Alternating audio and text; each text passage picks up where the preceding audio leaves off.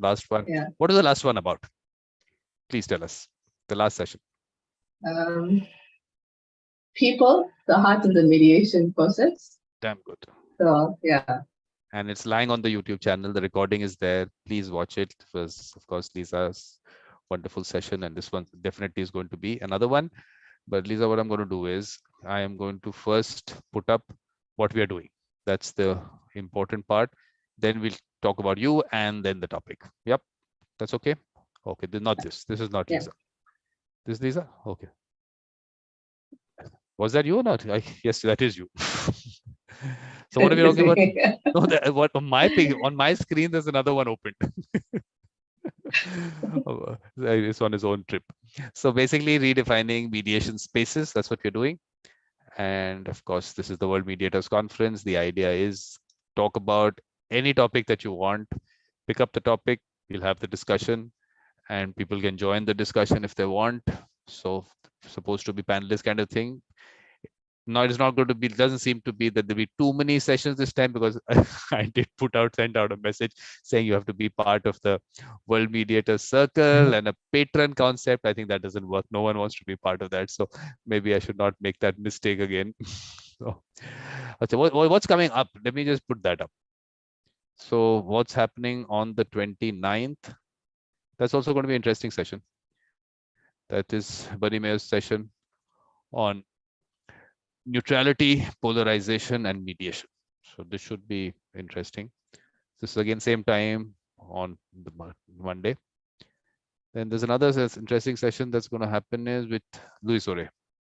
Luis Ore has been on lots of my shows. Basically, he's in Peru, and he's done a lot of work in relation to communities being affected by mining projects. So the topic, of course, is a little long. Building leadership consensus capacity to prevent unrest and social conflicts. So that's how it'll be interesting. He's done interesting work there. So that is there. And the best part is that we are doing that same session also in Spanish. So because I felt that we should have the Spanish speaking people also participate. So that's going to happen. What is that called? I mean, should I even attempt? Lisa, you're good at Spanish, aren't you? Not reading. I can sing, but I can't read. Okay.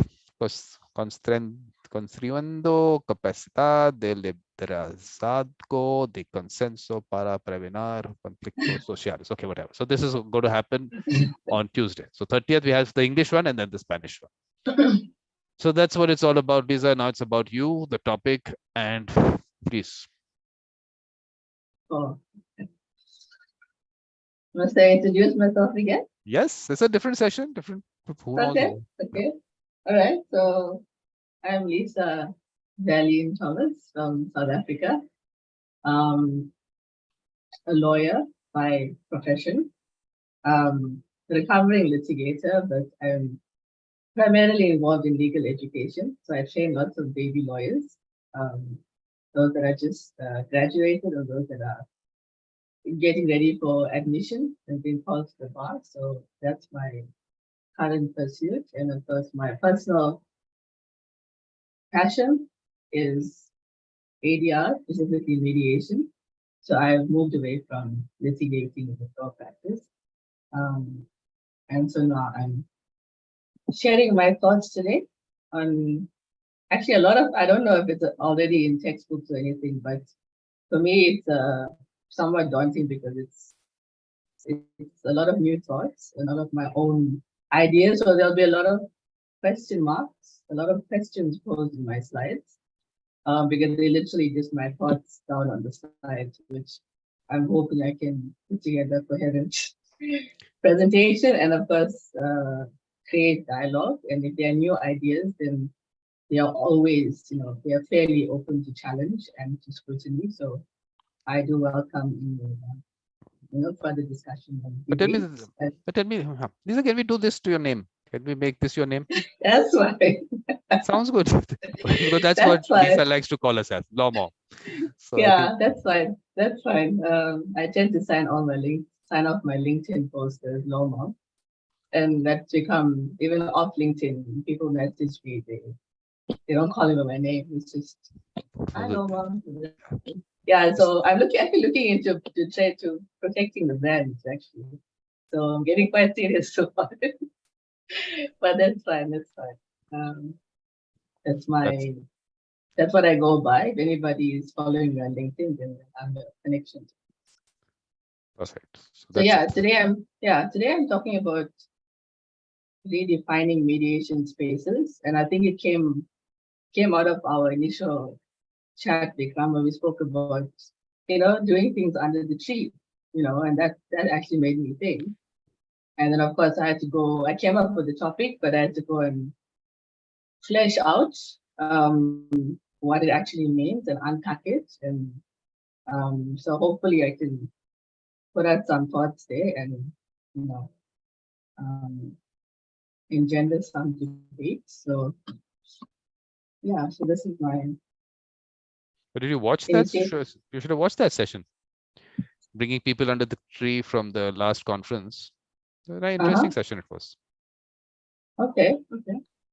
That's what I think. Look, any topic that you think of, first you should go to YouTube, type Mediator Vikram, and type that topic. Maybe you'll find something on it. So in this case, you would have found it. Yeah. All right. Yeah. So these are all. I mean, this is, like I said, it's all my own musings. So, can you see my screen? Yep. Okay.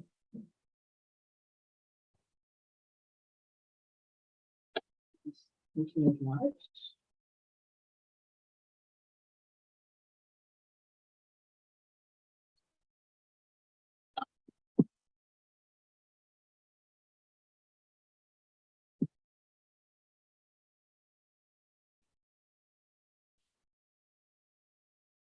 The reason I came in on the nick of time is because I had to restart my computer. So, sure. All of the gremlins will come up at that particular time when you're about to present. Yeah. So that's why. But your electricity issue is okay. I mean, I've got backup. Okay. We learned to live with it, so we got to buy all kinds of gadgets to make sure we're not left in the lurch. Okay. So redefining mediation spaces. So why is it necessary to redefine mediation spaces? I think it's necessary because it's now become a profession, right? Vikram refers to 40-hour factories, where we tend to churn out mediators, and it's become very much a qualification issue, a accreditation issue, and so it's become a profession, and then you probably have to have license to practice and to give out, to become a mediator. So I think it begs redefinition, because back in the day, we never did it. It was maybe not called mediation, but we had these elders would come together and just, resolve family conflict, for example. And we didn't call it mediation, but that's what we were doing. So I think now that it's become a profession, I think we have to redefine, or the better word is to go back to what we used to do before it became a profession, before it became a job and a way to earn a living. And of course, with mediation becoming a profession, the spaces used have become professional, right? So the spaces being, you have mediation firms or agencies, or where you have mediators that are on panels, right? And they belong to certain companies and firms. And so people have to attend those buildings to have their problems resolved. And they have to attend mediation. It's almost like attending a consultation with a lawyer. The spaces have become very professional, very polished, very, chairs and tables, and, are probably comfortable and nice decor and, nice things to eat, but it's a very, what can I say, office-like space, right? And look, mediation is essentially restoring equilibrium, right, to relationships, or restoring harmony that was there before the parties came to like an impasse or a stalemate, right? And of course, the question is, do we need a specified space to restore relational equilibrium, to restore parties like harmony with each other? Do we need a specified predetermined space, right? And hopefully, I'm going to be able to elucidate that further with the rest of my presentation. So, like I just said, we have these professional spaces, but what about everyday spaces? Right? As we mentioned just now, but under the chief, right? Professional mediation spaces do have their place, right? Obviously, if there isn't a place for the parties to meet, if there isn't a suitable environment, or somewhere to sit and talk about it, a quiet environment, then yes, professional spaces do have a place. But in the whole thing becoming professional, have we lost sight of everyday spaces, right? Under the tree, sitting outside, you know, in a coffee shop. Okay, have we lost? I think we have. I think I have to answer that question myself.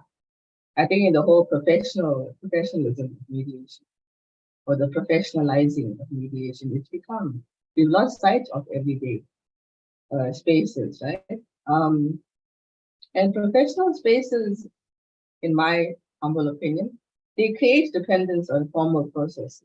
Right? So there's a lot of dependence on the mediation process and a lot of dependence on the mediator. When you walk into a professional space like a law firm or a mediation firm, is immediately that sense of, they've got a handle on it, right? So we almost like breathe a sigh of relief because we think, okay, they've got it covered. So I feel it creates a dependence on formal processes, whereas everyday spaces remove dependency, and it really shifts it truly shifts the responsibility for resolving the impasse on the party. So if you are in an everyday space like a coffee shop, okay, you're not going to walk into a coffee shop mediation, and you're not going to look around and immediately think, oh, the coffee shop has all the answers, right? It's now an informal space, and it's really about who you're with. That's going to determine whether you're going to come to a solution or not. So it's very much, it puts the focus back onto the people that are involved, right? And of course, everyday spaces, it teaches people that impasses can be broken anywhere.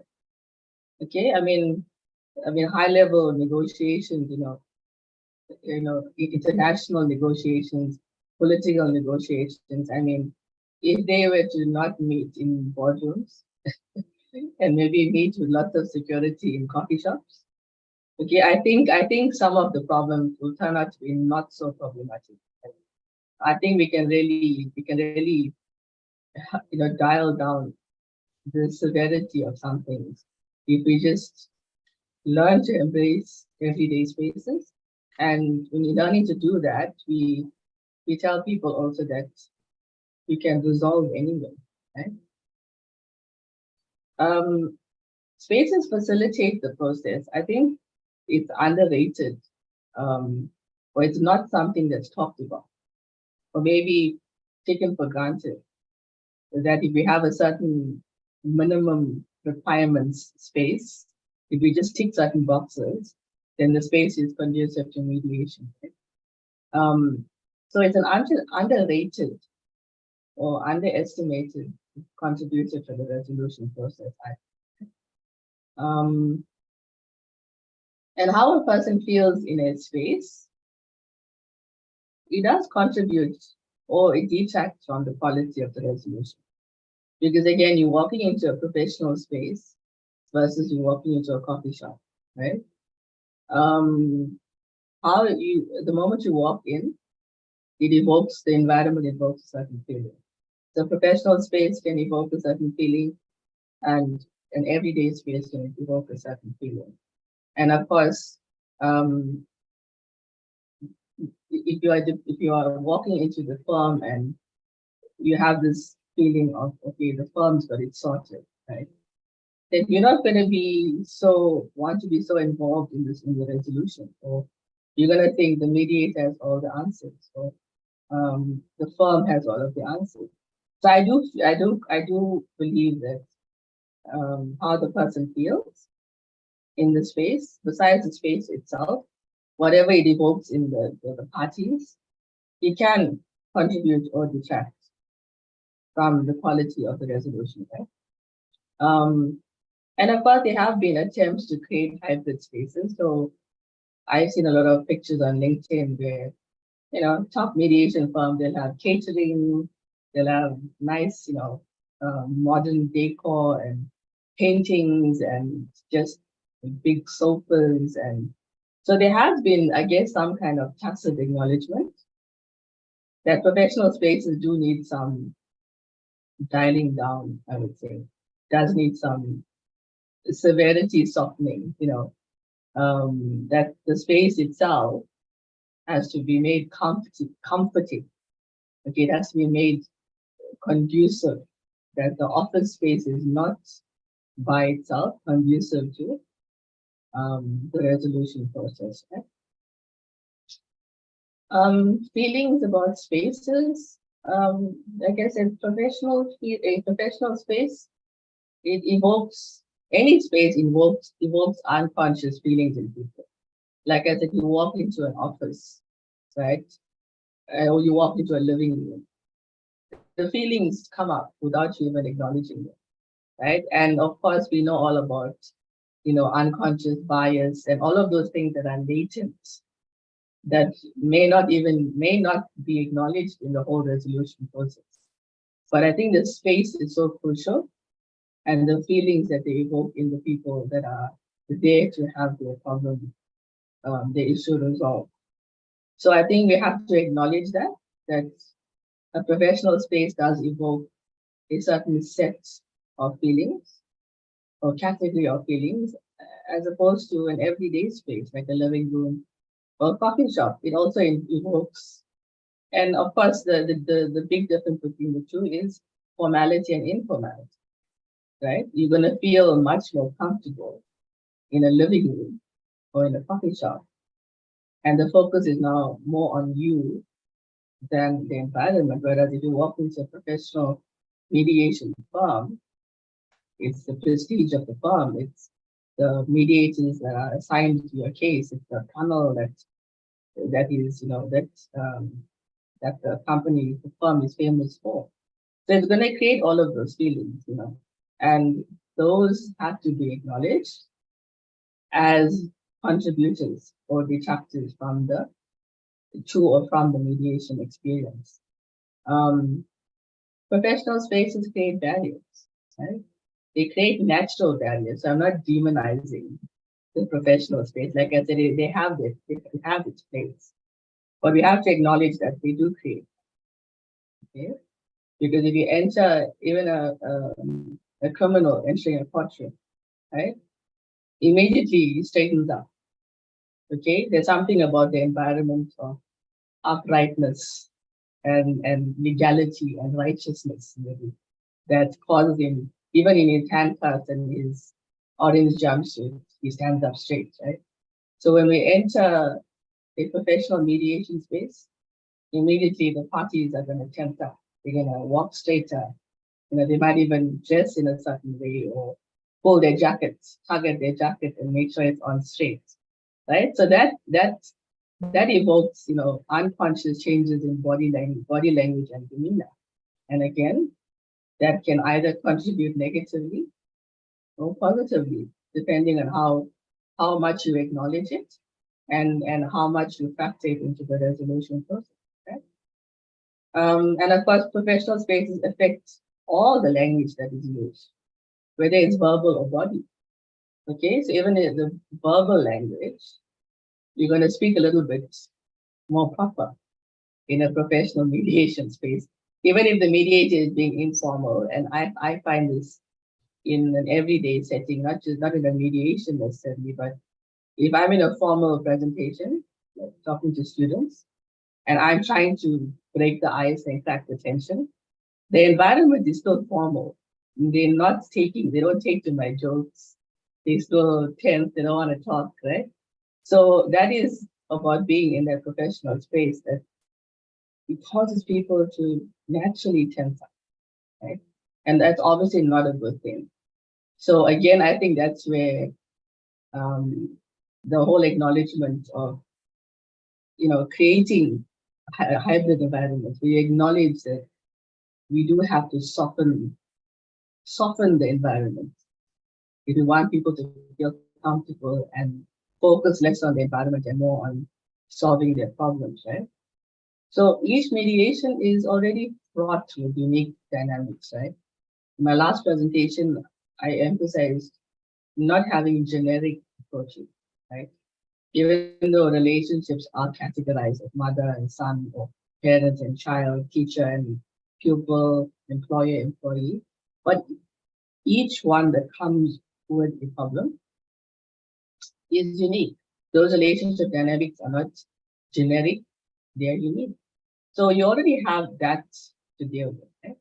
And I feel that the professional space, the way it's been exalted now, it creates unnecessary and additional barriers that shouldn't be there, right?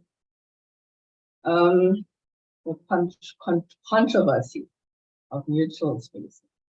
Okay, so as you alluded, Vikram, the upcoming session is dealing with neutrality, and it's one of the primary concepts in mediation of neutrality and omnipartiality, and so it does exist in mediation. But for me, what is controversial is when we seek to find a neutral space, a neutral physical space in which to conduct our mediation. So personally, I think that neutrality as a concept in mediation should not be extended to the space in which we mediate, right? Because I think as much as maybe we want to maybe remove some of the tension or sort of dial the thing down, but let the parties get out of that heated situation. I think it's erroneous to believe that removing it from the place of disagreement, okay, for example, the house or the living room or the religious building, or wherever the disagreement or the impasse occurred, wherever the conflict arose, I don't think necessarily that removing it from there and moving it to a so-called neutral space, that it will contribute inevitably, but I don't think it's necessarily a positive thing, right? And of course, that is up for debate, okay? So the questions that I pose here are, does a neutral space facilitate resolution? Yes or no? And does it neuter the outcome? So neutering refers to, when you have to castrate the dogs and render them incapable of reproducing. Does it actually make the outcome less of an outcome? Does a neutral space neuter the outcome? Does it make it nullify it or sort of dumb it down? So it's just a thought that I'm throwing out there, right? There's two questions there. So what if we kept resolution spaces biased, right? So we're not going to talk about neutrality in spaces. What if we kept it biased? What if we kept it where the impasse took place, where the fight happened? Okay. What if we keep it in that space? So for example, if the mediation is on a commercial matter, can we keep the venue as a commercial one? May not be the exact same environment, but can we keep the environment the same kind of environment in which we previously had the discipline, right? Spaces chosen by the mediator versus spaces chosen by. Okay, we talk a lot again about party autonomy. Okay, in defining mediation, party autonomy must come up, even in arbitration. Okay, where the parties determine what goes on, right? The parties determine the rules, they determine everything, basically.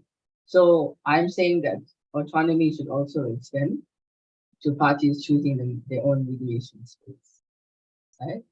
And of course, where there is no agreement, okay, then like I said, the mediator can choose the space, but of course, choose it according to the kind of dispute. If it's a commercial dispute, choose a commercial setting for that to resolve it, right? So I think autonomy, party autonomy in mediation, that the autonomy should not just be in terms of the rub of the matter or the heart of the resolution or the whole discovery process, like I mentioned in my previous presentation, but it's also extended to the parties in that they get to choose their own mediation space. Okay? And like I said, the nature of the dispute, so if the mediator chooses the space, if the mediator chooses the space, it should be applicable to the kind of dispute, the nature of the dispute. And of course, I feel that this ultimately, holistically respects autonomy, where from the time you decide to mediate, they choose the venue, they are involved in the discovery process, they come to the resolution, and they facilitate the resolution. I feel it takes it all the way through if you allow them to choose the space, right?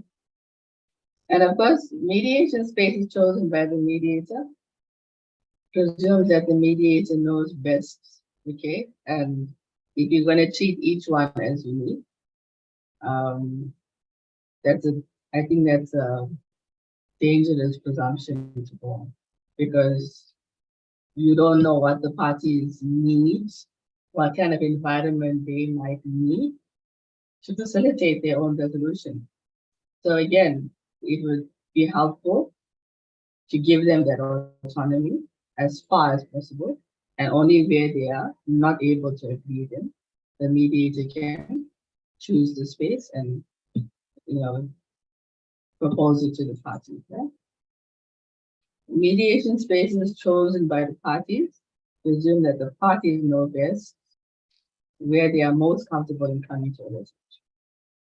And I think if we're going to keep people at the heart of the process, then we have to go with where they are most comfortable coming to a resolution. So again, it's not going to be the imposition of the space. It's going to be left to them, because at the end of the day, they are taking away that resolution, and they are responsible now for facilitating it. So you want to be contributing to that process where they may not even come back to you, because the whole thing, the space, everything just made them want to implement, right? So I think you should err on the side of the presumption that the spaces that they choose are chosen by them for a reason, and it's probably going to help them to implement what they've chosen, or the solution that they come to. Okay, virtual spaces are the beginnings of redefinition. So, online dispute resolution, or ODR, it was a thing before and after the pandemic. And of course, with the rise, with the onset of the pandemic, a lot of people turned to ODR. Okay, a lot of mediators those that were previously only an in-person practice, they went completely online because of the no contact regimen, right? And turnover rates increased using ODR. And of course, even though it was a thing before the pandemic, but the pandemic highlighted the usefulness of the online space. And of course, that is not obviously a physical space. It's there in the virtual world, okay, in the ether somewhere, okay. But it sort of, it kind of forced mediators to go that way. And to the point now where, people have adopted hybrid practices or hybrid approaches. So where they say, yes, we do in person, but we also do online, right? And obviously, if you're results driven, or you want to get that turnover, you want to get mediations done quickly, then of course the whole thing of saving travel time, saving costs, getting parties together, all that is eliminated by posting it online, right? So the pandemic definitely highlighted the value of mediation, online mediation. And I think it was a catalyst. I don't think it's the end. I think it was a catalyst for redefining the mediation space. And like I said, mediators are now adopting a hybrid approach where previously they would just do in person.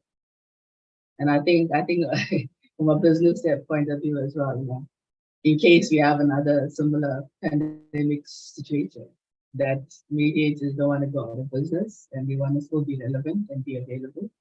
So it's wise to have that hybrid approach. So just to recap, where we mediate is equally important to how. I think we know the how. We have all the books, Ken's books and other people, esteemed authors. So we know the how, we know the concepts, the theory, but where we mediate is equally important to how. And mediation spaces have an unconscious effect on the quality of the resolution, and that, even though it's unconscious, it must be acknowledged that it's an unconscious, at the very least, an unconscious issue. Party autonomy should be extended to choosing mediation spaces. I feel that's where you take party autonomy all the way to the end, from the beginning to the end. Neutrality should not be extended to choosing mediation spaces, because a neutral space is not necessarily the best space. And of course, virtual spaces or ODR, online mediation, are the beginnings of redefining the mediation space. And I think it might be a step forward, but I think the way I am envisioning redefining the space is actually taking it back to the old definition, or the old, when we didn't have a name for it, where we had the methods but not the name and not the theory and the concepts. It's really it sounds like redefinition, but it's actually taking everything backward and getting back to basics and how we did it in the past, and of course, ultimately, the quality of the resolution and where the parties were able to actually implement what they are decided on. That's it. Thank you. That's it, Lisa. How come? That's a short presentation. First of all, Lisa, we decided that, look, parties we're not going to use. Let's keep them as participants. Parties, you're already making them parties. You're already saying that you are now two different parties. No, they're all together. Look, we have to do that. Every time I hear parties now, it's like, oh, why are we doing it to them? Why are we creating this kind of a thing for them? But I think this important thing is that the atmosphere created, all the senses should be activated, because finally my three favorite words, heart, soul, spirituality, to activate everything, everything has to be present. So everyone has their thing. Food part of it that you said, there's someone that did a whole session on how food is important and what kind of food is important during the mediation. There's a whole science behind that. So that is available. Smell, people have these things. Someone puts some lavender thing happening and those kind of things. Everyone has their own preferences. And look, in some cases, you have to leave it to the mediator. You trust the mediator. Now the mediator wants lavender, just leave it as lavender. There is a discussion between the participants. No, I don't like this smell. I don't like this smell. Finally, nothing happened. Okay, so then of course music, whatever, someone put some chanting, I don't know, whatever, it's up to them. It's an informal process. Do what you like. But yes, and neutrality, we had a whole symposium on neutrality. Bernie is going to talk about this aspect of polarization, but that whole symposium, people should watch it, because whenever I see people saying it has to be neutral. First of all, why are you confusing people? first of all, you'd have to then have one session with them to tell them what neutrality is and whether Yeah. the mediator is neutral or not, whether you should be neutral or not. There'll be like one full session on that. Then let's come to the mediation. I don't know why we confuse people with all these words, all these models. I mean, this is again, I think that aspect of mediation spaces and mediation terminology and how much Yeah. should be discussed. I think that's a whole area that needs to be put there, because finally it's all about the trust part of it. You trust the mediator to start with.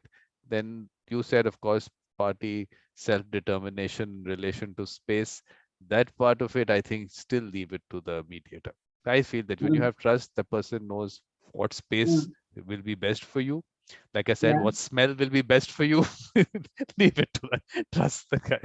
Oh, if you're allergic to it, then it's a different thing. But otherwise, give something to the mediator to do. And of course, online, I think, has been the ideal thing. That's like Yeah.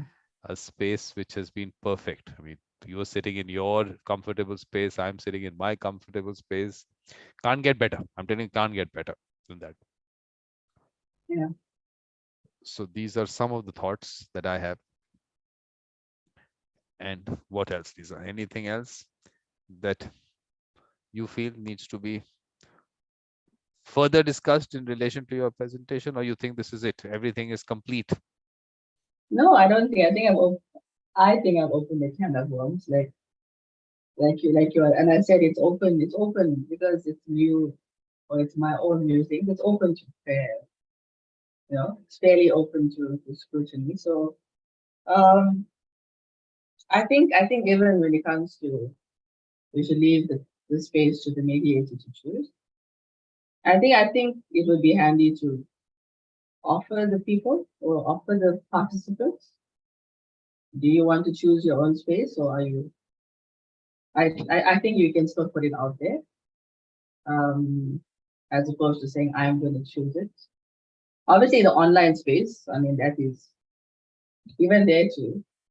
Now that we have in person, we're back to in person. So you can say, do you prefer in person or do you prefer online? So I think still put it out there. And of course, if the people can't decide, you don't want to create another dispute, then the mediator can step in and, you know, be the arbiter and say, okay, I'm deciding one of the other. And, and then of course, yes, they must trust the mediator. The mediator has their best resolution at heart. So whatever is chosen by the mediator is not for selfish reasons. So yeah, I think trust in the mediator is important. Um, Yeah, well, I'm just looking at two ways. Let's look at it two ways. One is that, in a way, if the participants within themselves have agreed to a space, mm, in a way they've come together on something, so it's a good mm, starting point. So that's one way yeah, we can look at it. Same thing with what food or what smell, whatever, everything. So that can be a good starting point in a way. So you yeah, agreed to this. Now let's look at it as, yes, you are willing to collaborate. That's one way of going yeah, about it. The other side of the mediator part of it is that, there is a certain very nice view on that other side where you want to take them. They don't know about it, and you want to stick here, but right across that hill there's a beautiful view. I'm taking you there. So mm, trust the mediator there. So I think it works both ways. yeah. It does. But of course, I think there's so many components to it. It's not just the dynamics of what's going on with them that facilitates the resolution of the quality. So I, you know, like I said, there have been attempts to hybridize the space. So if it's an office space, then we get certain kind of furniture, couches, we put plants and we maybe play some chanting or with some incense or whatever. We try to make the professional space, as it were, very accommodating. So I think that maybe there might even be mediation room.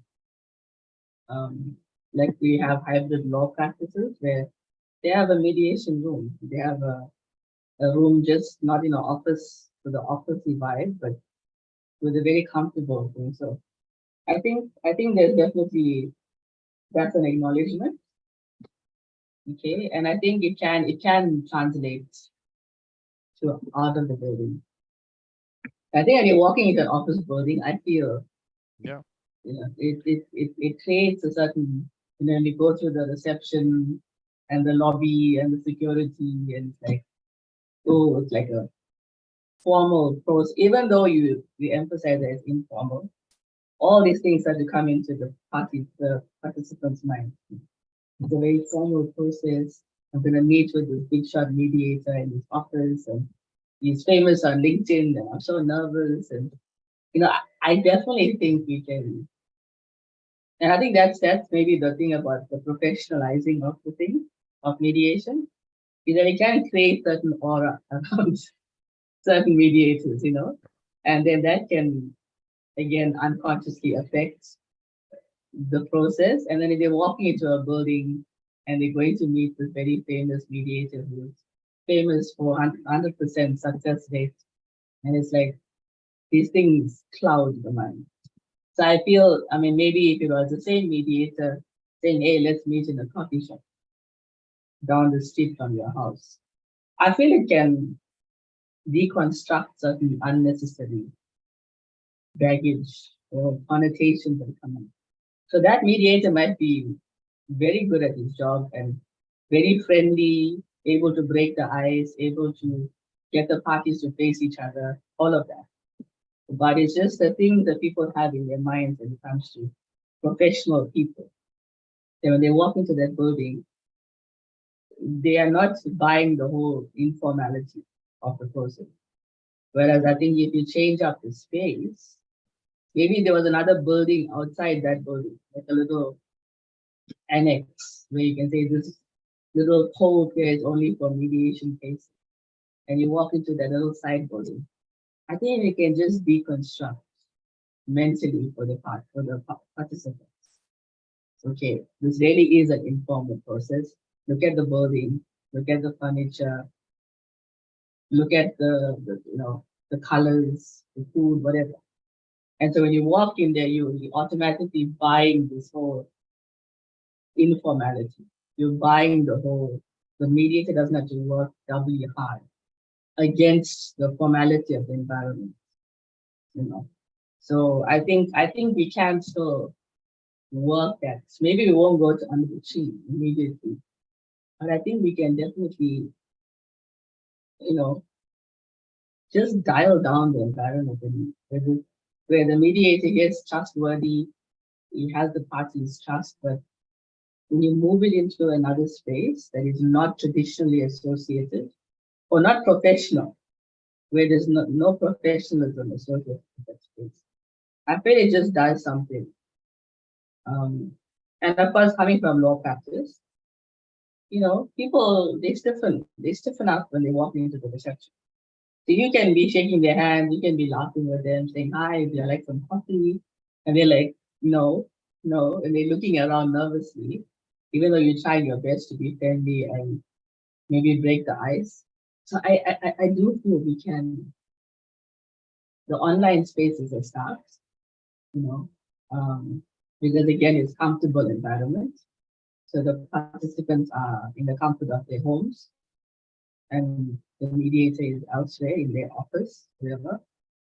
But I think we can, if we get in person, I think we can still explore what are suitable alternative venues. Um, just to make it, I think it'll make it easier on the process. Where people we don't have to work at making them feel comfortable. Whereas if they walk into a coffee shop, immediately, and besides the smell of the coffee and or the smell of the cakes baking with the muffins, but just that whole, I'm walking into a coffee shop, informal environment, now is where I'm going to relax and solve my problem. I think we can make a move in that direction. I think whenever that discussion happens, when people say mediation room, mediation table, I have an issue with that because first of all, I mean, you're still creating a kind of a deal-making environment. Okay, Yeah. we're making a deal across the table. Let's discuss it across the table kind of thing. That needs Yeah. to be taken out of the picture. First of all, let's get the table out of the picture. Just saying, do we really need Yeah. a table? What are we doing on the table? So get that table out of the picture. And of course, mediation, as we are looking at, is a much, I mean, it's going to happen in various parts of the world, in every corner of the world. It's going to happen in people's houses, it's going to happen in communities, it's going to Mm. happen in schools. So I mean, it's going to be something which has to be looked at from a wider perspective. What is really happening is such a limited discussion on mediation. Even when I see these competitions, mediation competitions, the way they're structured is on this one format someone created, and then they go on in the same format. Of course, play acting and all is happening. That I get a little, some people extend it to a little too much on the play acting.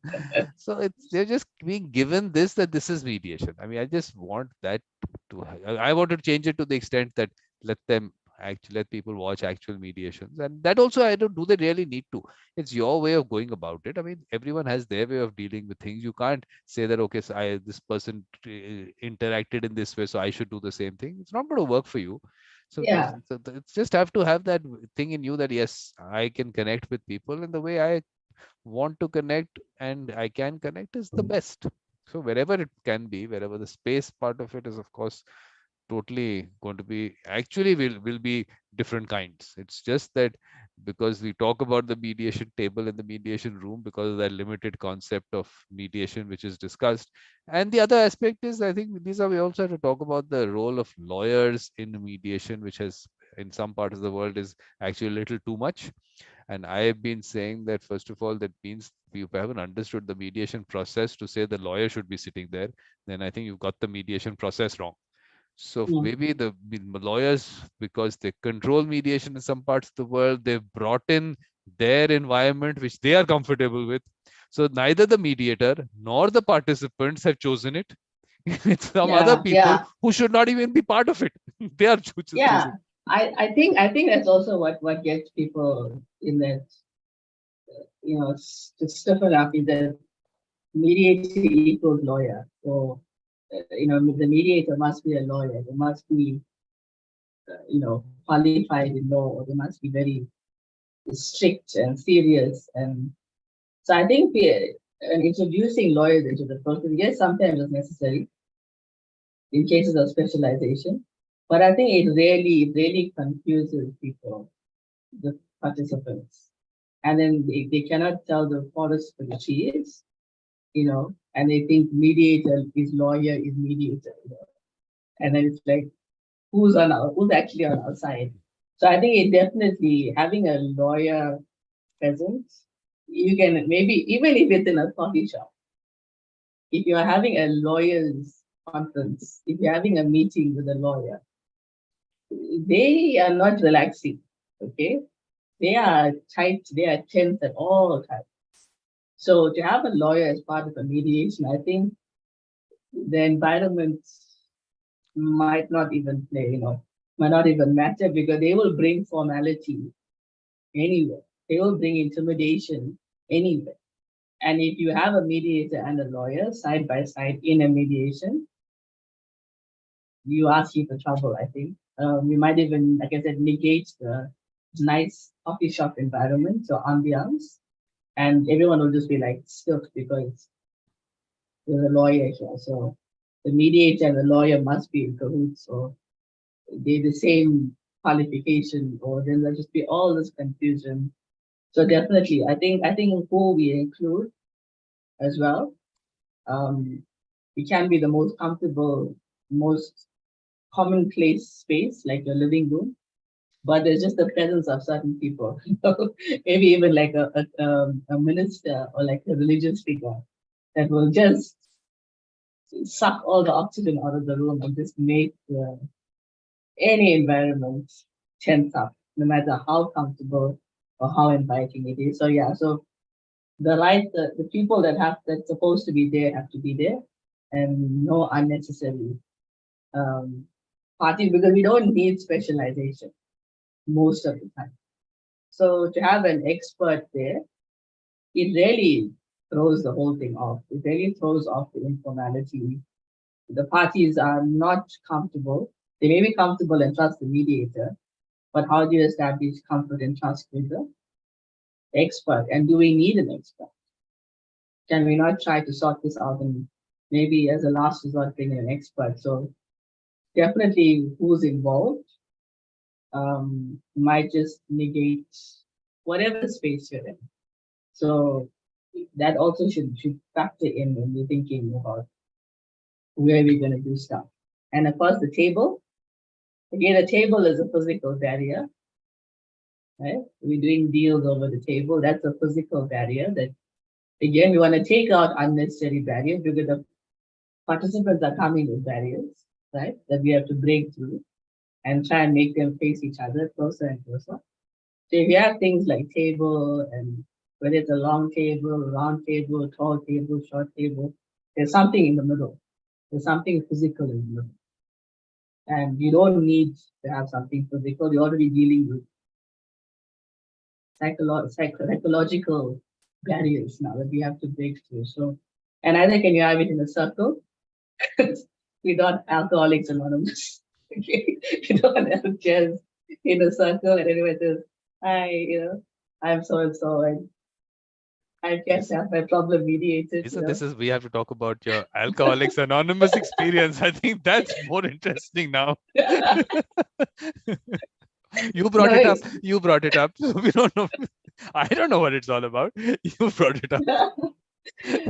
No experience, honest. No, I just thinking of the graphic I had in my first slide. We understand. We understand. My first. I have taken maybe a couple of glasses in my whole life, but don't keep alcohol at home. So,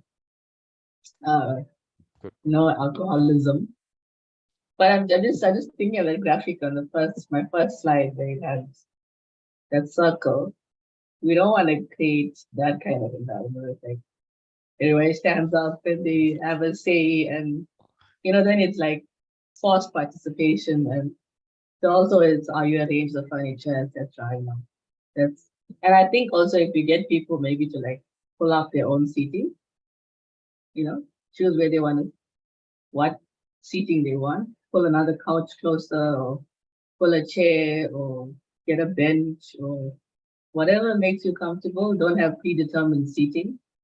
Okay, you must sit in a straight line, or sit in a circle, or sit here where the table is because we're going to be doing the deal over the table. I think that's where it becomes. I think the whole environment should be conducive, so you can stand in the corner and solve the issue. Instead of sitting in the center of the room at the table. So even the space should be open to, okay, where do you want to actually, let's say, make the deal. It could be outside, it could be in the lobby, it could be in the corridor. I mean, that's the beauty of having these skills, is that you can broker peace anywhere. So it doesn't even have to occur in the room. You can leave the room still in an impasse and say something in the hallway, and it's broken. So even this whole thing about you sit here, here's the table, this is where we're gonna sort everything out. Go for a break, make sure you come back to this table. I think all of those prescriptions, again, it takes away, it makes it too rigid and imposed. But this part is important now that we say redefining mediation spaces. Who comes into that space is, I think, a very, very important part that we have to point out, because I'm telling you, you are a law mom, and I'm telling you, all these children of yours are picking up from that format. Whatever goes, that recording is put out there. They have these competitions where a council has to be part of it. So that in their mind will be that every mediation, a council has to be part of it. It just goes into their head. They're not even looking at it from any other perspective. So it's, in a way, it's something which is, maybe there are vested interests doing it. We don't know. Do people want them to believe this is mediation where lawyers have to be part of it? Because lawyers control mediation in the US. They're controlling the mediation. So if that's the way it's going to be put out to these people and they'll pick it up, I don't think it's good for mediation at all. It's not been good for mediation anywhere in the world. So I think this needs to be. No. I think this whole thing about mediators need to be validated by the presence of counsel. It needs to be rubbish because if anything, lawyers need to eat some humble pie and chill and learn from the mediators. Because it didn't take me long. It didn't take me long, and I'm Supreme Court trained. It didn't take me long to say litigation is invasive. We'll leave that as a last resort. I am on board with this non-invasive style of resolving problems. So for me, it was easy to make the transition. And I wouldn't, and of course, I've got to think differently. And even that was not a very hard thing for me to do because, again, I'm thinking about people. So I'm thinking, okay, am I here to show my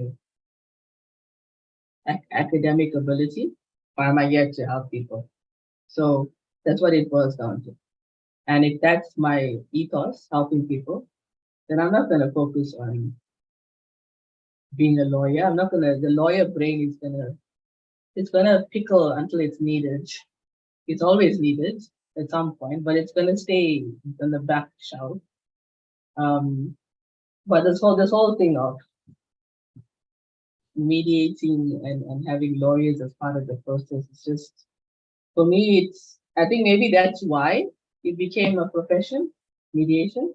Maybe to bring it up on, to say we're just as good as lawyers. So maybe that's about the catalyst or one of the causes for professionalizing mediation. But I think mediators can stand on their own.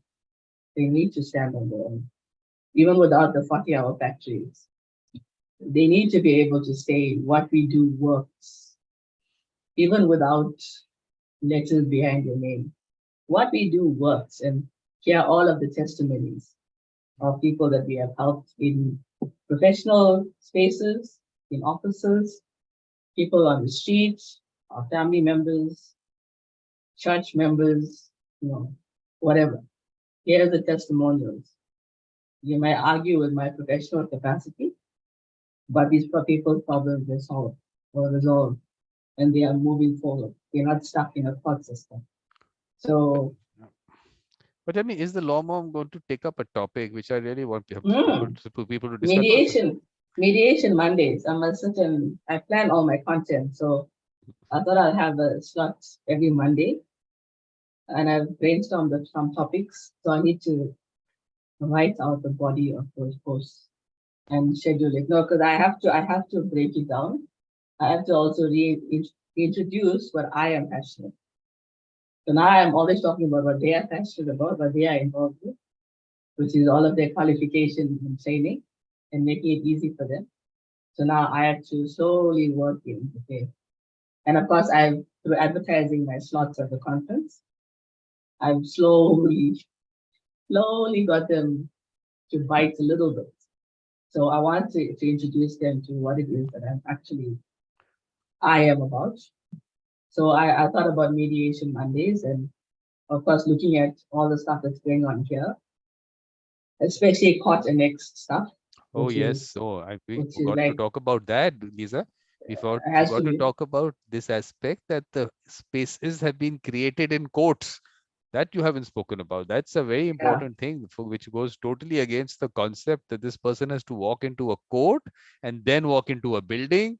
What are you doing to them? I mean, they're connecting mediation with courts, first of all, and then the lawyer coming in with his whatever the robe that we wear, the colonizer has given us those robes and the bands that we wear.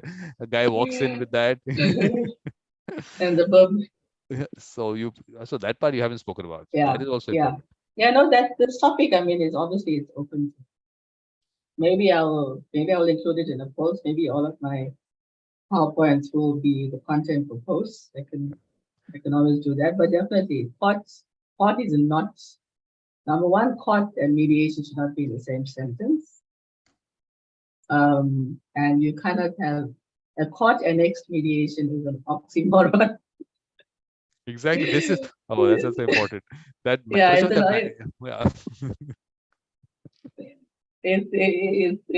like a match.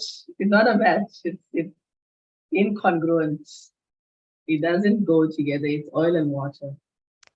Because one you're looking at imposition, other one you're looking at facilitation, one you're looking at voluntary, and the other one is non-voluntary. So you have to separate the nature of the processes.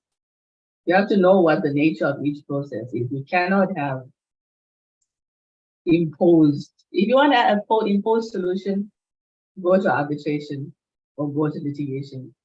The tribunal will impose something on you. If you're a sucker for that kind of thing, then please don't use mediation. Go straight to arbitration litigation. But if you want to attach God and the devil, it's like North Pole and South Pole. No, they are going to, where it's going to come apart is the resolution. Can the participants now, like we are most interested in the aftermath. We are most interested in, if they come to that solution themselves, they must be able to take it forward. Mediator is not going to babysit. So if you're going to be imposing something, court annex mediation. Now the court's going to be involved in enforcing. If there's non-compliance with the whatever is decided in that court annex mediation, now there's going to be court papers filed to enforce compliance. Now we've lost it.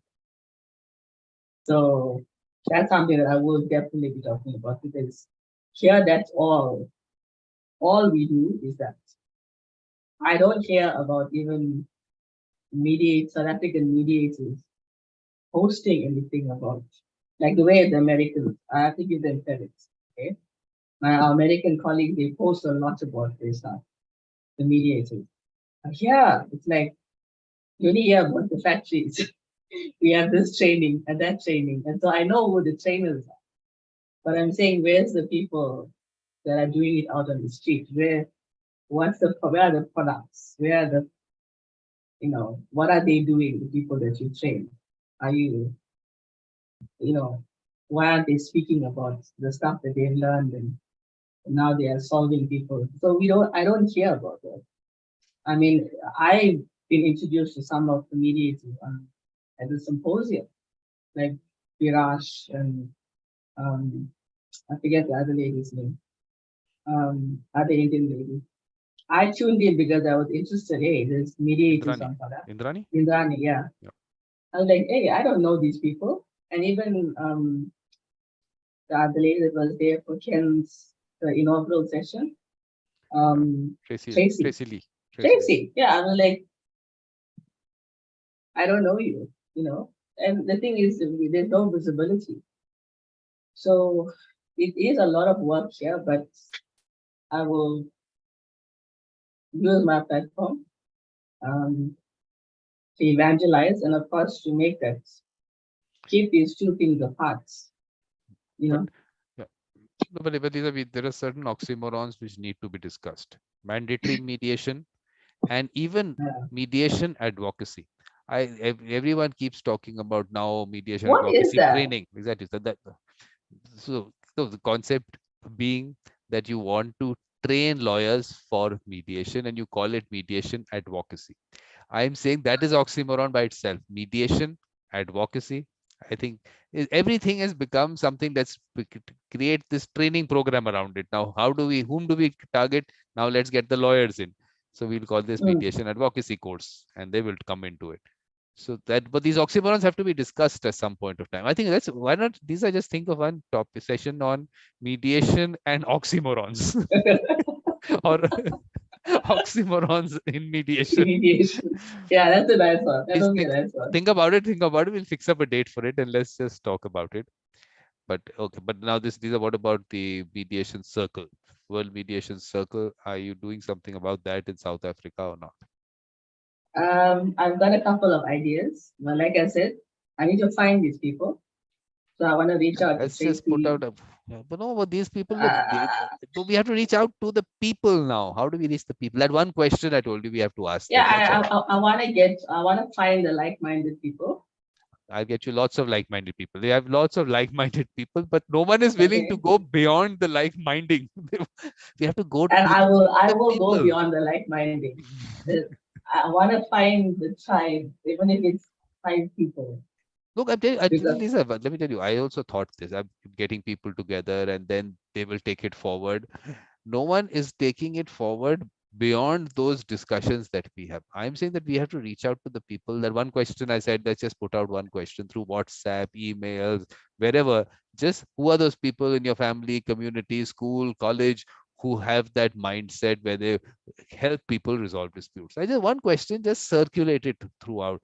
If because I'm not even saying put a form out because form still mm, seems a little formal. Okay, I have to fill up these details. Just send me the name. You all do that. Just send me the name. You have the contact details. Just send me the contact details. Get those people together. Those will be your like-minded people, and those are mm, people who are out there.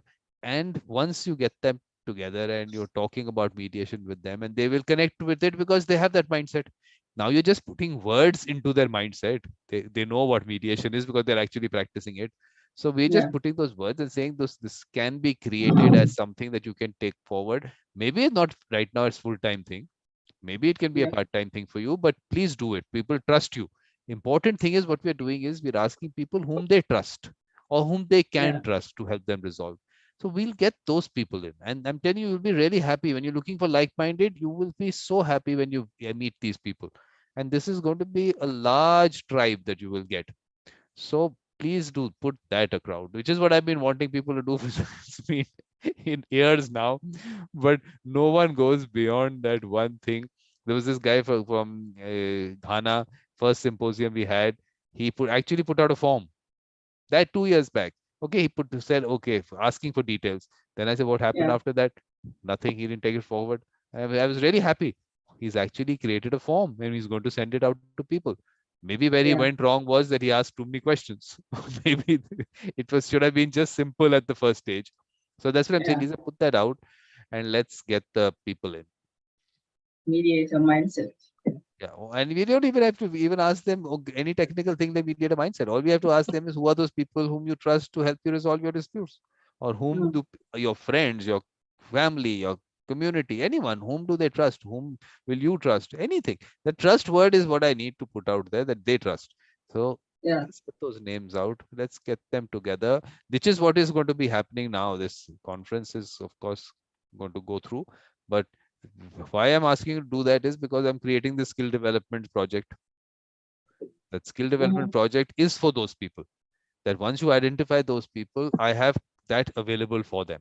That yeah, this you are telling them, look, this is what it is, and the mhm, simple parts we'll give out first, so they can connect with the simple things. And of course, on my channel there is so much more which is lying there when they want to get more involved in the discussion into and they have time to go through it. But right now we'll do some start with some simple steps. So those that skill development project will take care of that, which you, of mhm, course you have to be part of, and we'll have to fix up the, I think I'm looking at it from August onwards. So we'll put up those sessions and they attend those sessions, whoever it is, wherever in the world they want to attend sessions is up to them. How it yeah, works out, we'll work. I have some thoughts on that which we'll take up. mhm. So Lisa, when is your next session? I think 9th of June. Okay, so there is some time now. Yeah, actually, I think this that's next week. These 2 3 sessions are happening. I after that, let's take it up in June only. Yeah. Even the conference, 7th. When is it now? Yes, it's on 9th of June. Yeah. Changing the language of mediation. Yeah, perfect. So I'm changing, I'm redefining everything. yes. So have a look at. I mean, I don't know whether how much you of course you'll bring a wider thing, but that that one is the terminology itself.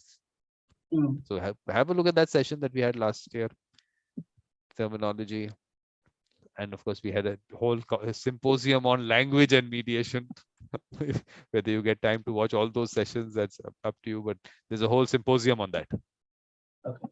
Now, this is language of mediation. That is language and mediation. But it'll be interesting. Pick up from there also. So you'll have enough time, right? Yeah, Perfect. So thank you very much, Lisa. Pleasure, you're welcome. like always. and we'll see you. I get into other sessions also if you want to drop Yeah, I'll come up with the oxymoron. Yeah, please. Okay. See you. Oh, wait, what I Okay. do? Let me just cut the